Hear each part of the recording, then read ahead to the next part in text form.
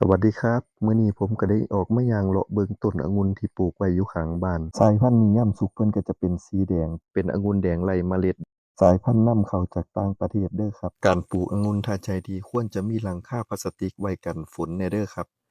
ปลูกมาได้หลายปีแล้วบ่ได้ใส่สารเคมีจักเทื่อใส่แต่ปุ๋ยคอกต้นนี้ก็อายุเกือบ4-5ปีแล้วครับเพิ่นติดดอกออกหน่วยให้ได้กินตั้งแต่6เดือนแรกที่ปลูก รสชาติหวานกรอบหอมเบิ่งต้นนะครับจนสิใหญ่เท่อแขนผมแล้วปีนี้ให้ผลผลิตเทื่อที่2แล้วก็ยังดกคือเก่าเนื่องจากว่ามันดกแล้วก็เบียดกันแน่นเกินไปเราจำเป็นต้องซอยลูกออกอุปกรณ์ก็มีแค่กรรไกรที่ใช้เฉพาะซอยลูกองุ่นเด้อครับถ้าเราบ่ซอยลูกออกลูกมันก็จะเบียดกันเกินแล้วก็ลูกบ่ใหญ่เด้อครับการซอยลูกออกผมก็จะเลือกเอาแต่ลูกน้อยๆที่มันบ่ค่อยสมบูรณ์ออกเด้อครับเราก็กะระยะเบิ่งเอา